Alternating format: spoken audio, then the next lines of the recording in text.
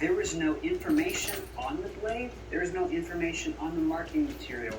I've not been able to find any information online about the sharpening angle or how to resharpen this. The reality is these blades are meant to be disposable. This is the most important thing that I think CMT is underselling on this line. These orange blades, which cost the same as the Devil or cheaper, are resharpenable. My one note to improve on this is on the back.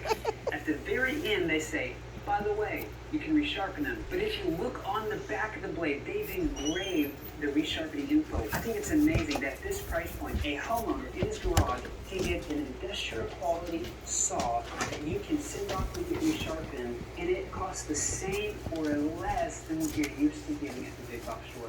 To me, this is the greatest selling point of these CNC blades. They cut the same quality as Diablo. I can't prove it, but it felt like they cut easier. I didn't have to push as hard through the table saw, but that could be subjective. At the end of the day, I am really impressed. Now, if you're in a pinch and all you have is one of these, or you can't wait on shipping and you need a saw blade, these are fine. These cut fine.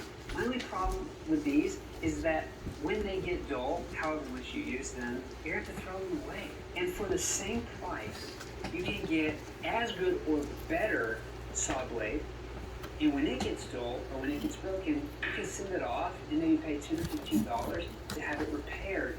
And so these blades not only will cost you the same or cheaper up front, but over time it'll save you a lot of money, and I think they cut as good and certainly cut a little bit easier. Time out. If you like what I'm doing here or you're getting value out of this video, do you know you have the power to change this number? You can subscribe and not miss any future content from me. Why should you do that? Well, maybe you spotted this guy over here. You know what that is?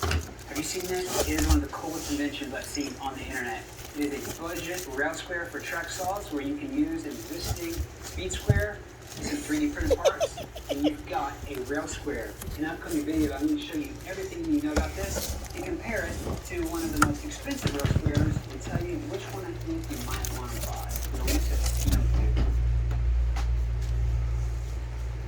I tested a ripping blade, general purpose blade, and a 62 crosscut blade, and I really like the results. If you could only afford one of these saw blades, which one should you get? The answer is kind of complicated, but there are really two ways you can answer that. The easy way you can answer that is you can say, if you can only get one, get a 42 general purpose blade. That'll get you going. That'll mostly handle what you need to do. You could rip walnut with a general purpose blade like I have, depending on the grain, and you can also do some clean crosscuts. All the crosscuts I did with a general purpose blade were actually really, really clean. I was surprised. But there's a more complicated and nuanced way to answer that question if you can only afford one blade.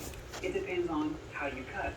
For me, I have a track saw, and I do most of my cross cutting with my track saw, with plywood. 95% of the time when I use my table saw, I'm ripping things. So if